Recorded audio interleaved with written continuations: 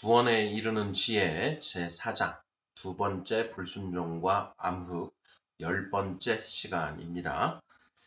크리스천과 평생 노역형이라는 소제목 하에 8개의 질문으로 되어 있습니다. 1번. 하나님은 선악과를 먹은 남자에게 죽을 때까지 땀 흘려 일해야만 먹을 수 있는 평생 노역형을 내리셨고 이것은 남자들의 숙명이 되었습니다. 그러나 남자들은 어떻게 해서든 평생 노역형을 회피하기 위해 안간힘을 쓰고 있습니다. 크리스천 남성들은 평생 노역형에 대해 어떤 태도를 가져야 하나요? 2번. 성경은 무슨 일을 하든지 마음을 다하여 주께 하듯 하고 사람에게 하듯 하지 말라고 합니다. 골로새서 3장 23절. 평생 노역형의 관점에서 이 말씀을 어떻게 이해할 수 있을까요? 3번. 데살로니가 후서 3장 12절. 조용히 일하여 자기 양식을 먹으라는 말씀은 어떻게 이해할 수 있을까요? 4번. 예수 그리스도를 믿고 하나님의 백성이 된 크리스천은 평생 노역형으로부터 벗어날 수 있을까요? 없을까요? 5번. 마태복음 6장 33절은 이것을 어떻게 표현하고 있나요? 6번. 잠언 3장 16절은 어떻게 표현하고 있나요? 7번. 열왕기상 3장 13절은 어떻게 묘사하고 있나요? 8번. 전도서 2장 26절은 어떤가요? 자, 이렇게 해서 모두 8개의 질문입니다. 구원에 이르는 지의 제4장은 두 번째 불순종과 그로 인한 결과에 대해서 다루고 있습니다. 두 번째 불순종과 암흑인데요. 자, 오늘 10번째 시간에는 크리스천과 평생 노역형에 이라는 제목으로 8개의 질문을 살펴보고자 합니다. 평생 노역형, 하나님이 남자들에게 평생 노역형을 내리셨는데, 자, 크리스천은 그 평생 노역형에 대해서 어떠한 마음과 태도로 나아가야 하는가 하는 그런 주제가 되겠습니다. 1번부터 답을 찾아보도록 하겠습니다. 1번. 하나님은 선악과를 먹은 남자에게 죽을 때까지 땀 흘려 일해야만 먹을 수 있는 평생 노역형을 내리셨고 이것은 남자들의 숙명이 되었습니다. 그러나 남자들은 어떻게 해서든 평생 노역형을 회피하기 위해 안간힘을 쓰고 있습니다. 크리스천 남성들은 평생 노역형에 대해 어떤 태도를 가져야 하나요? 자, 하는 질문입니다. 자, 우리 성도님들, 이 질문에 어떻게 답하시겠습니까? 이 질문을 우리가 남자들만 생각해야 하는 그런 질문은 아닌 것 같습니다. 다음 시간에는 크리스천과 임신, 출산, 고통, 가중형, 그리고 남편, 피지배형에 대해서 살펴볼 것인데요. 이 문제는 남자든 여자든 아내든 남편이든 함께 생각해 보아야만 하는 문제인 것 같습니다. 왜냐하면 우리 크리스찬들은 남편과 아내가 한 몸을 이루어서 한 마음 한 뜻으로 이제 나아가야 하는 그런 존재인데 이 문제에 대해서 부부가 같은 관점을 가지고 같은 방향성을 가지고 있어야만 올바르게 나아갈 수 있기 때문인 것 같습니다. 자, 크리스천 남성들은 평생 노역형에 대해 어떤 태도를 가져야 할까? 예. 우리가 지금까지 쭉 살펴오면서 음, 이 평생 노역형 크리스천들은 성경 말씀을 통해서 우리 어, 사람들이 평생 노역형이라고 하는 하나님의 그 형벌을 속에 우리가 처해져 있다라는 이제 그런 사실들을 알게 되었고, 그 크리스찬들은 하나님의 그러한 그 평생 노역형에도 순종으로 나아가야 한다라는 내용도 우리가 살펴보았습니다. 저는 이렇게 답을 해 보았습니다. 크리스천 남성들은 평생 노역형에 대해 어떤 태도를 가져야 하는가? 음, 첫사람 아담의 잘못을 생각하며 하나님의 형벌에 순종하는 마음으로 평생 노역형에 충실하게 임하여야 한다. 이렇게 이제 답을 해 보았는데요. 우리 성도님들은 어떻게 답을 하시겠습니까? 이 평생 노역형에 대해서 성경은 또 우리 크리스찬들이 어떤 태도로 임해야 한다고 또 말씀하고 있는지 하는 부분도 우리가 쭉 찾아서 살펴볼 필요가 있는데요. 자, 이 평생 노역형과 관련해서 저는 이제 전도서 말씀을 쭉 한번 살펴보았는데요. 전도서 1장 13절입니다.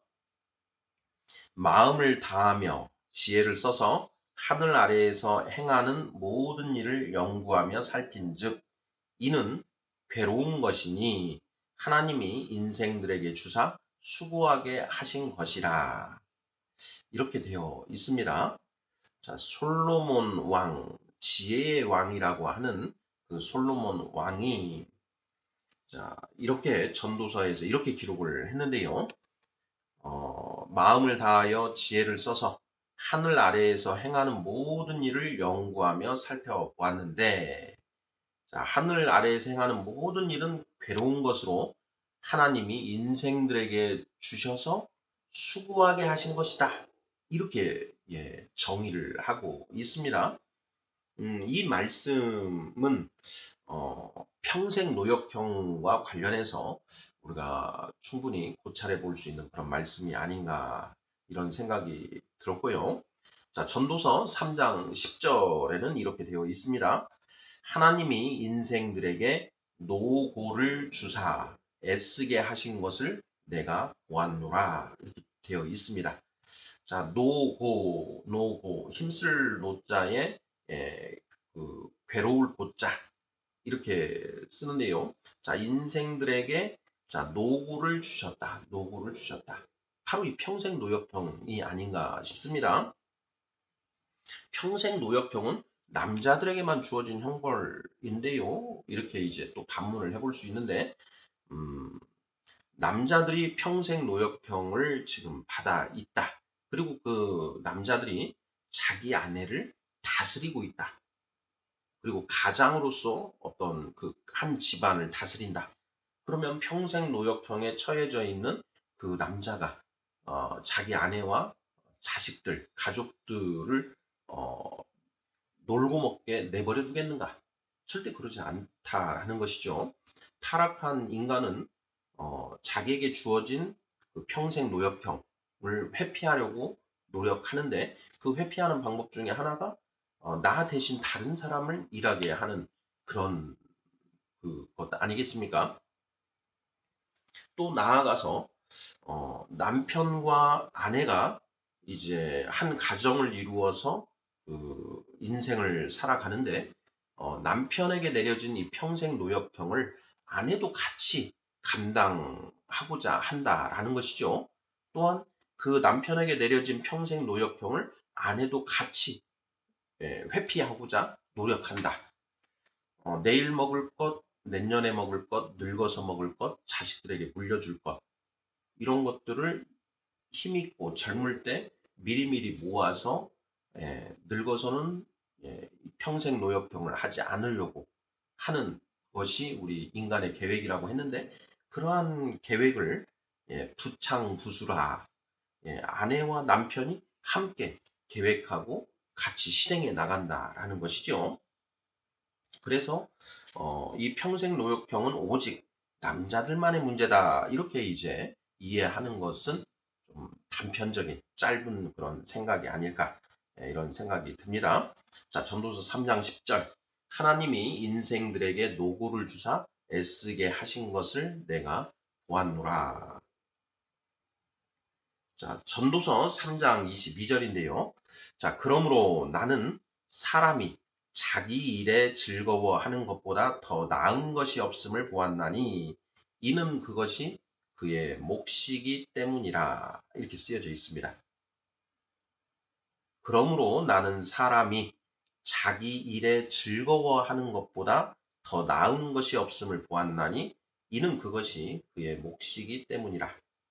자, 하나님이 인생들에게 노고를 주사 수고하게 하셨다.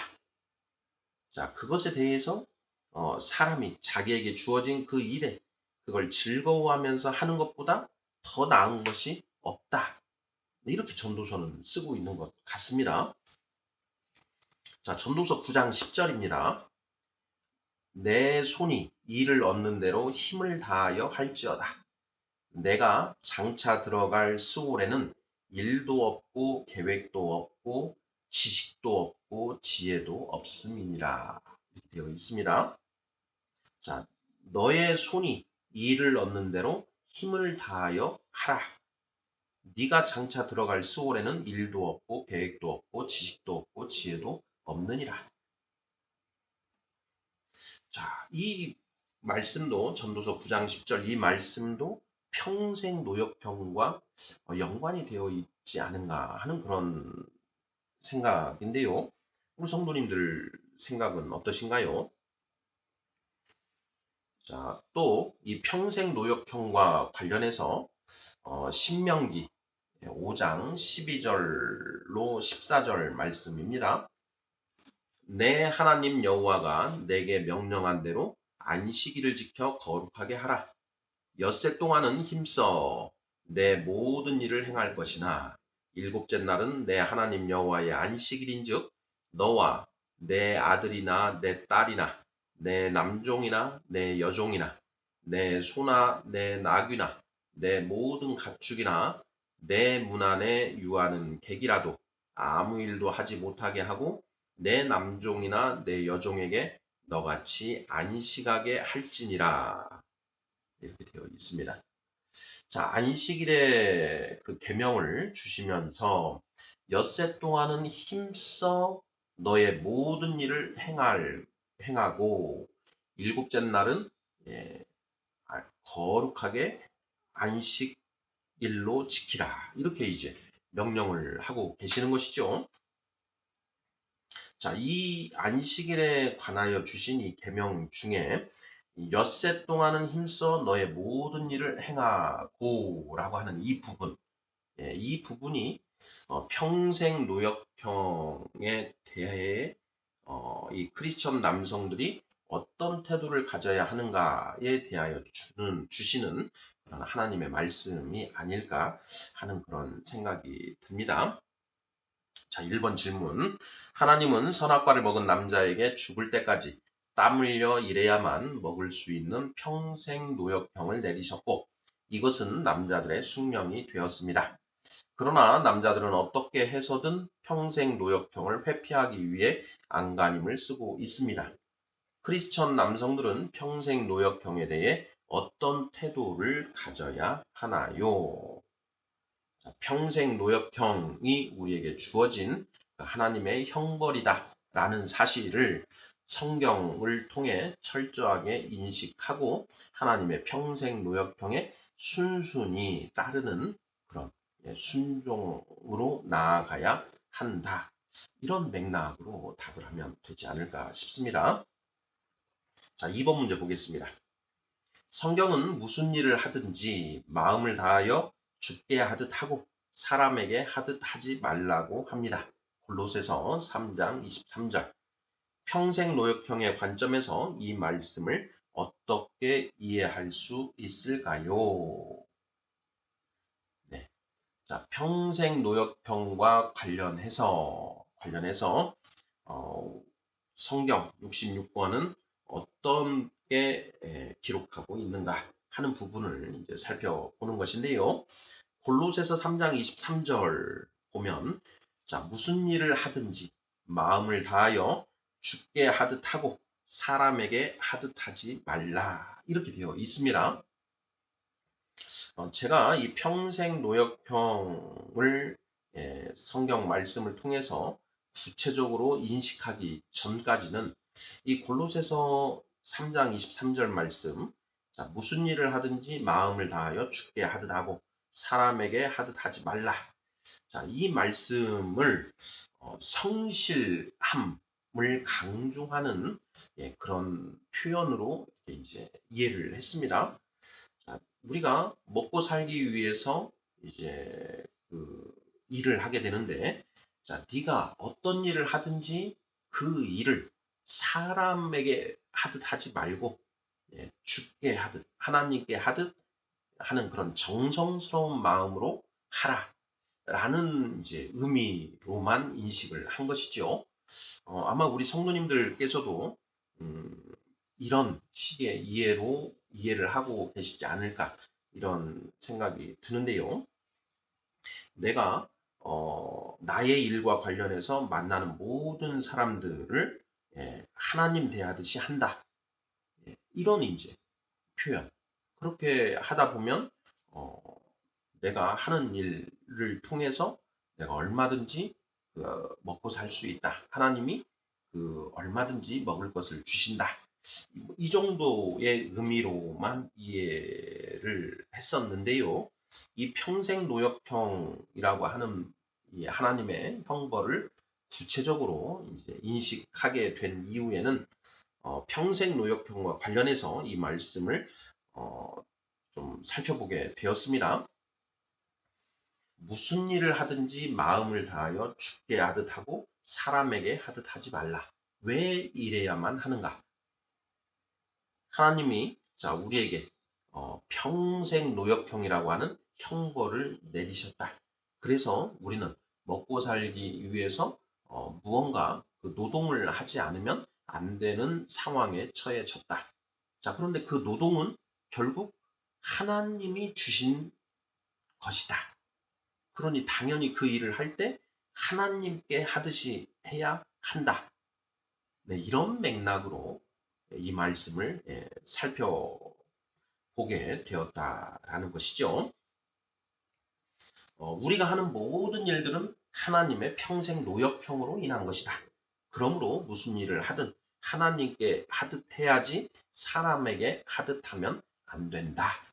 이런 의미로 단순히 성실함을 성실하라라는 어떤 그런 말씀에 그치는 것이 아니라 우리가 평생 노역형에 처해져서 무슨 일이든지 하게끔 되어 있다. 먹을 것을 얻기 위해서.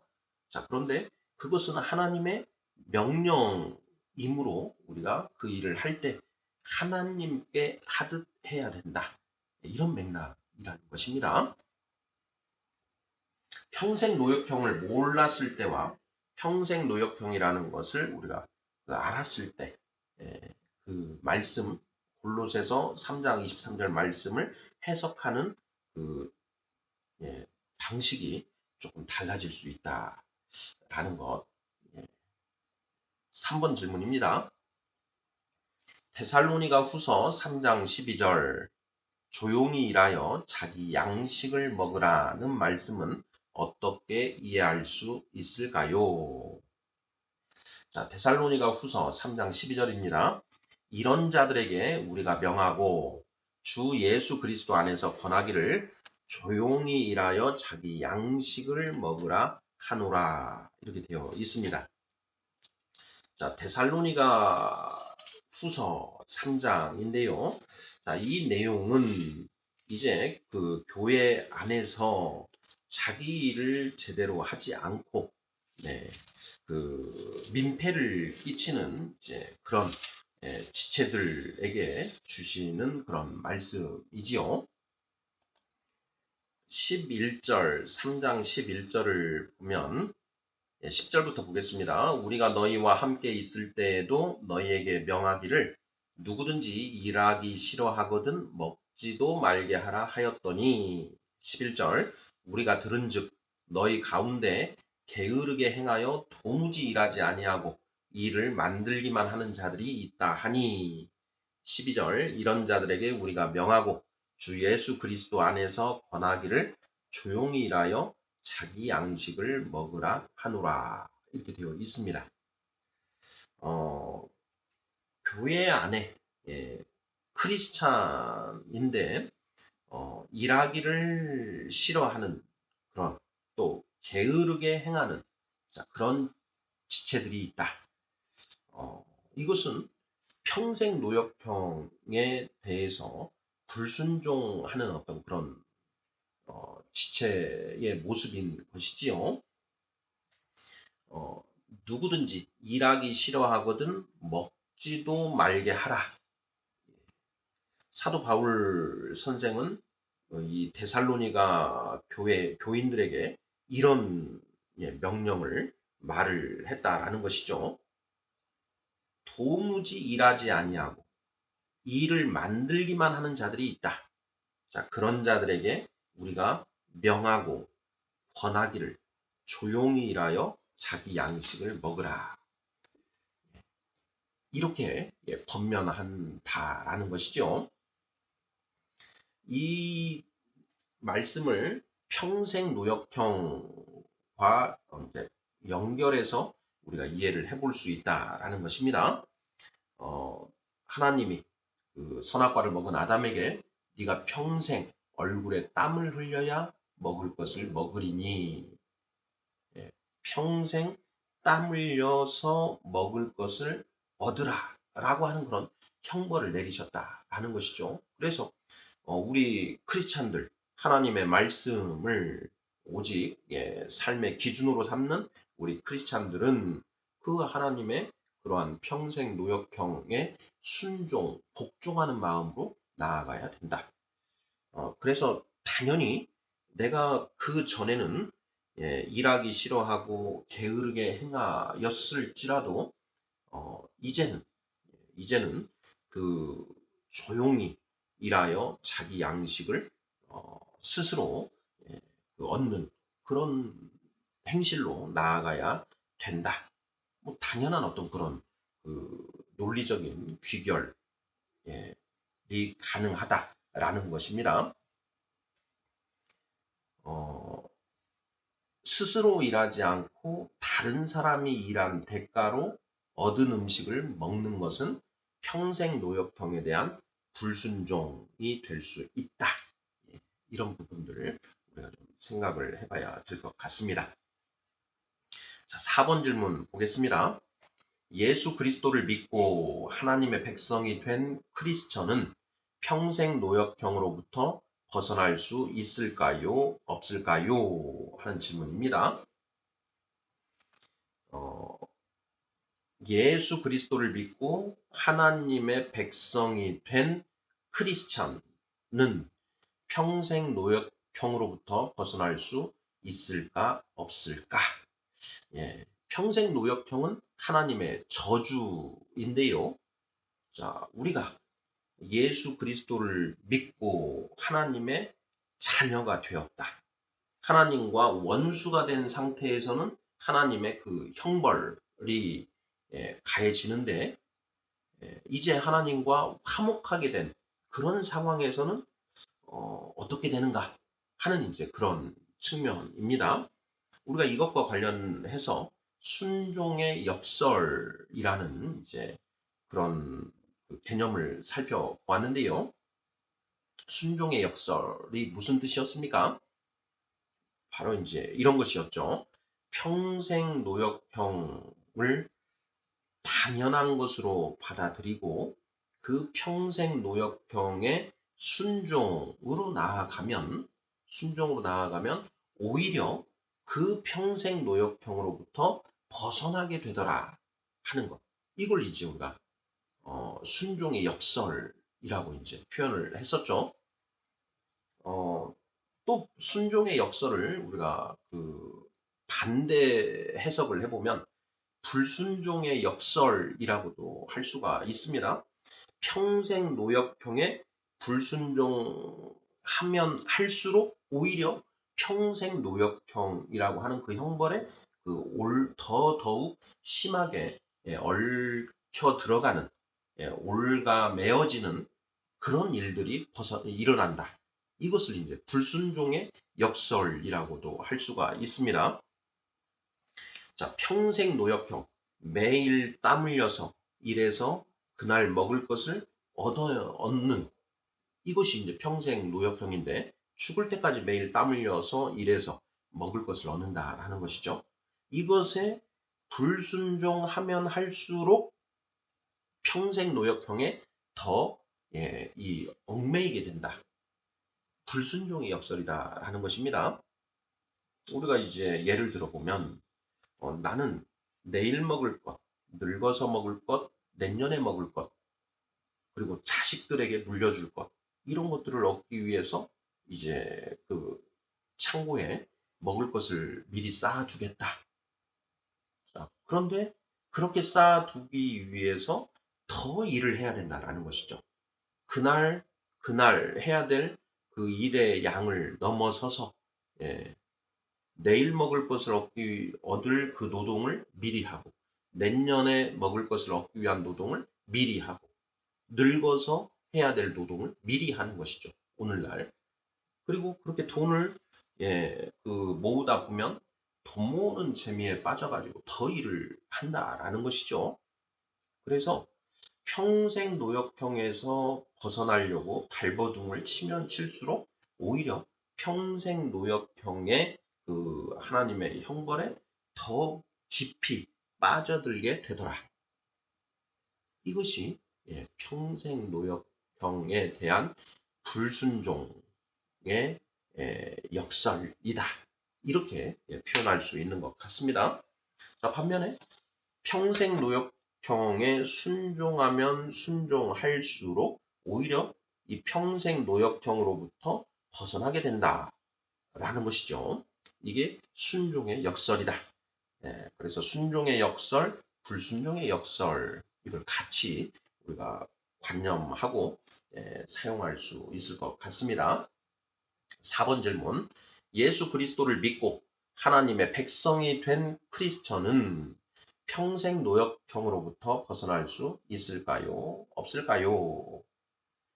자, 크리스천은 하나님께 모든 것을 내어 맡기고 하나님의 명령에 순종하는 그런 존재입니다. 평생 노역형 또한 하나님의 명령이므로 크리스천은 자신의 그 직업에도 당연히 충실하게 됩니다. 자, 하나님은 그런 크리스천들을 반드시 입히고 먹이신다는 것이 성경의 약속이다. 이것을 우리가 이제 성경에서 확인해 볼 수 있다라는 것이죠. 자, 5번 질문 보겠습니다. 자, 그렇게 하나님이 약속하시는 그 말씀들을 이제 하나씩 찾아보는 건데요. 자, 5번 질문 마태복음 6장 33절은 이것을 어떻게 표현하고 있나요? 자, 마태복음 6장 33절 우리가 많이 암송하고 있는 그런 말씀이죠. 자, 그런즉 너희는 먼저 그의 나라와 그의 의를 구하라. 그리하면 이 모든 것을 너희에게 더하시리라 하는 말씀이지요. 자, 이 모든 것은 무엇이냐? 너희는 무엇을 먹을까? 무엇을 마실까? 무엇을 입을까? 걱정하지 말라. 하나님이 너희에게 이 모든 이런 것들이 필요한 것을 알고 계시느니라. 자, 그런즉 너희는 먼저 하나님의 나라와 하나님의 의를 구하라. 그리하면 이 모든 것, 먹을 것, 마실 것, 입을 것을 하나님께서 다 주실 것이다. 백합화를 보라. 하늘의 새를 보라. 하늘 아버지께서 다 입히시고 먹이시고 다 하신다라는 것이죠. 어, 무엇을 먹을까, 무엇을 마실까, 무엇을 입을까 걱정하지 마라. 믿음이 작은 자들아. 이는 이방인들이 하는 것이라. 이렇게 예수님이 쭉 말씀하시지 않습니까? 자, 마태복음 6장 33절은 자, 크리스천이 평생 노역형의 순종으로 나아갈 때, 자, 그러한 세상의 물질의 염려로부터 벗어날 수 있다라는 평생 노역형으로부터 점점 벗어나게 된다라는 것. 이것을 표현하고 있는 것 아닌가 이런 생각입니다. 자, 6번 질문입니다. 잠언 3장 16절은 어떻게 표현하고 있나요? 잠언 3장 16절. 그의 오른손에는 장수가 있고 그의 왼손에는 부귀가 있나니 이렇게 되어 있습니다. 자, 여기에서 그는 지혜를 이제 뜻하고 있지요. 자, 지혜의 오른손에는 장수가 있고 지혜의 왼손에는 부귀가 있다. 이렇게 되어 있는 것이죠. 자, 여기에서 말하는 지혜는 세상의 지혜인가 하늘의 지혜인가? 당연히 성경에 기록되어 있으므로 이 성경이 말하는 지혜는 하늘의 지혜를 가리킨다라는 것이죠. 자, 하늘의 지혜를 우리가 얻고자 하는 것이죠. 우리가 성경을 보지 않고 세상 속에서 살아갈 때까지는 세상으로부터 세상의 지혜를 얻어왔고 그 세상의 지혜를 가지고 이 세상에서 살아온 것이지요. 자, 그런데 우리가 예수 그리스도를 알게 되고 믿게 되고 또 성경 말씀을 읽게 됨으로써 이제 하늘의 지혜를 얻게 된다라는 것이죠. 그런데 그 하늘의 지혜를 보면 하늘의 지혜의 오른손에는 장수가 있고 왼손에는 부귀가 있다. 이렇게 되어 있습니다. 자, 잠언 3장 15절 보겠습니다. 자, 13절부터 한번 읽어보죠. 지혜를 얻는 자와 명철을 얻는 자는 복이 있나니 이는 지혜를 얻는 것이 은을 얻는 것보다 낫고 그 이익이 정금보다 나음이니라. 지혜는 진주보다 귀하니 내가 사모하는 모든 것으로도 이에 비교할 수 없도다. 16절 그의 오른손에는 장수가 있고 그의 왼손에는 부귀가 있나니 17절 그 길은 즐거운 길이요 그의 지름길은 다 평강이니라. 18절 지혜는 그 얻은 자에게 생명나무라 지혜를 가진 자는 복되도다. 이렇게 되어 있습니다. 자, 여기에서 말하는 지혜는 우리가 보고 있는 이 교재의 제목 구원에 이르는 지혜. 구원에 이르는 지혜. 완전한 지혜. 하나님이 그 정직한 자들을 위하여 예비해 두신 그 완전한 지혜를 가리킨다. 그런데 그 지혜의 오른손에는 장수가 있고 장수를 영생으로도 볼 수 있는 것 같습니다. 영생이 있고 그리고 그의 왼손에는 부귀가 있다라는 것이죠. 자, 우리가 크리스찬으로서 하늘의 지혜를 하나씩 이렇게 깨닫고 마음판에 새겨가면 갈수록 그 영생에 더 가까워지는 것이고 그 영생만 얻는 것이 아니라 그 부귀까지 같이 우리가 누릴 수 있게 된다라는 것이죠. 중요한 것은 여기에서 우선순위가 중요한 것 같습니다. 그 부귀를 목적으로 접근을 하면 영생도 얻지 못하고 부귀도 얻지 못한다. 그런데 그 완전한 지혜, 구원에 이르는 지혜를 얻을 목적으로 나아가다 보면 지혜를 얻게 되고 그 부수적인 산물로서 부귀까지 누리게 된다라는 것이죠. 우리가 이제 욥기를 보면 욥이 하나님을 온전히 경외하는 그런 사람이었지 않습니까? 그 욥이 굉장한 부를 누리며 살지요. 그 부는 하나님이 그 주신 그런 부이었는데 그 욥이 이제 그 하나님의 허락하에 사탄의 시험을 받게 되지요. 그런데 그 욥은 그 시험 끝에 완전한 지혜, 구원에 이르는 지혜를 얻게 되고 욥기 마지막 42장을 보면 욥이 처음보다 더 갑절의 부자가 되는 것을 이제 볼 수가 있습니다. 욥이 그 완전한 지혜를 얻고 더 많은 부귀를 누리게 되었다. 하나님을 가까이 하면 할수록 하나님을 경외하면 경외할수록 그 하늘의 지혜를 얻게 되고 그 하늘의 지혜를 얻은 자는 점점 평생 노역형으로부터 그 해방이 된다. 벗어나게 된다. 그 평생 노역형의 저주로부터 벗어나게 된다. 자, 평생 노역형은 선악과를 먹은 아담에게 내려진 형벌입니다. 자, 그 아담에게 내려진 형벌이 아담의 후손된 우리 그 남자들에게도 동일하게 적용이 되는 것인데 우리가 예수 그리스도를 통해서 하나님과 화목하게 되면 그래서 하나님의 자녀가 되면 그 하나님의 형벌로부터 벗어나게 되는 것은 당연한 어떤 그런 것 아니겠습니까? 자, 그것을 잠언 3장 16절은 그의 오른손에는 장수가 있고 그의 왼손에는 부귀가 있다. 이렇게 표현을 하고 있는 것 아닐까 하는 그런 묵상입니다. 자, 7번 문제 보겠습니다. 열왕기상 3장 13절은 어떻게 묘사하고 있나요? 하는 질문입니다. 자, 열왕기상 3장 13절 읽어보겠습니다. 내가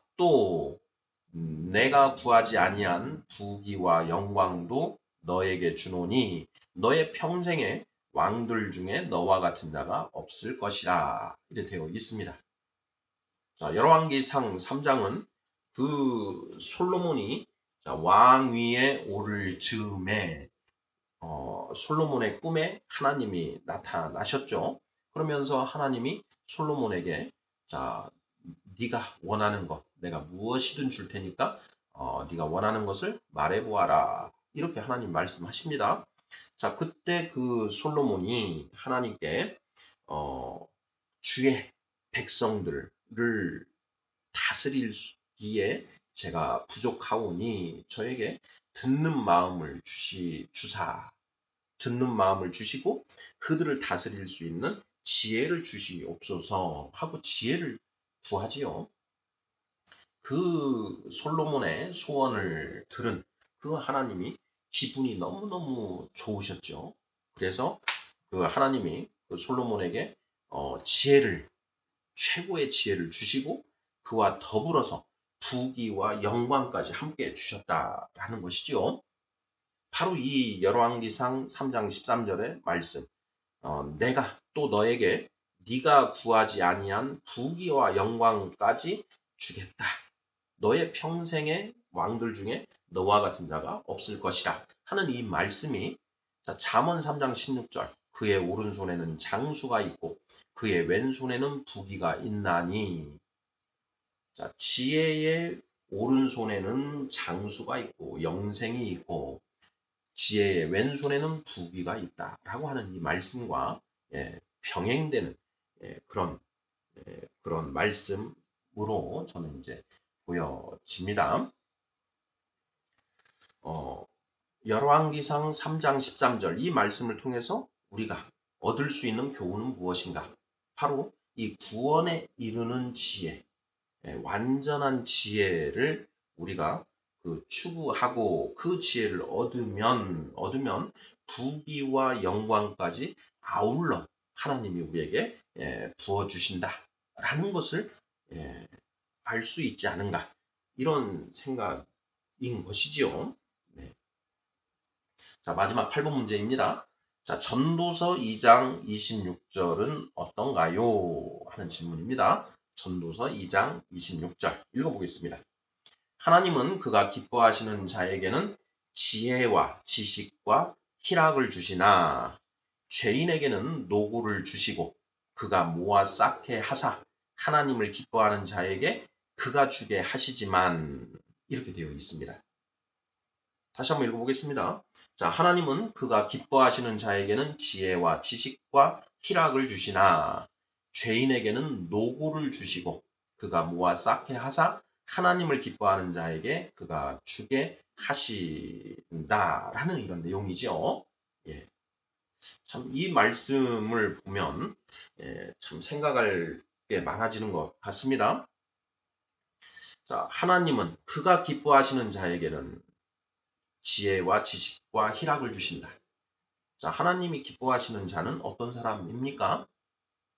하나님을 경외하고 그 하나님의 지혜, 하늘의 지혜를 구하고 찾고 두드리는 자가 곧 하나님이 기뻐하시는 자인 것이죠. 바로 열왕기상 3장에서 본 것처럼 솔로몬이 하나님께 지혜를 구하지 않습니까? 그런 사람을 하나님은 기뻐하신다라는 것이죠. 자, 그런 자에게 하나님이 기뻐하시는 자에게는 지혜와 지식과 희락을 주신다. 자, 반면에 죄인에게는 노고를 주신다. 이렇게 되어 있습니다. 죄인에게는 노고를 주신다. 노고. 힘써 일하게 하는 그런 노고를 주신다라는 것이죠. 근데 노고를 주시고 그가 모아서 쌓게 하신다. 그리고 그가 쌓은 것을 하나님을 기뻐하는 자에게 주게 하신다. 이렇게 되어 있습니다. 평생 노역형에 순종하지 아니하는 자에게는 더 일을 많이 하게 해서 재물을 모아 쌓게 하시고 그 재물을 하나님을 기뻐하는 자에게 주게 하신다. 참으로 그 너무 기가 막힌 그런 말씀 아닌가요? 우리가 이 세상 이렇게 돌아가는 걸 살펴보면 정말 하나님을 경외하고 하나님의 말씀에 순종함으로 나아가는 그런 그 참된 크리스찬들에게는 하나님이 그를 보호해 주시고 그 일들이 형통하게 해주시는 그런 것들 우리가 이제 볼 수 있지 않습니까? 창세기에 보면 이제 요셉, 애굽의 총리가 된 그 요셉, 하나님과 동행하지요. 자, 하나님을 경외하고 하나님의 말씀에 순종함으로 늘 나아가는 그 요셉은 점점 형통하게 되지 않습니까? 그것뿐만 아니라 우리가 열왕기 상하, 역대 상하 이런 이제 그 역사서들도 읽어보면 하나님을 경외하고 순종함으로 나아가는 그런 왕들에게는 하나님께서 형통함을 주시고 하나님을 그 거역하고 하나님을 멀리하는 그런 왕들에게는 그 고통, 징계를 하시는 그런 내용들 우리가 살펴볼 수 있지 않습니까? 바로 그것이 전도서 2장 26절 상반절에 표현이 되어 있는 것 같습니다.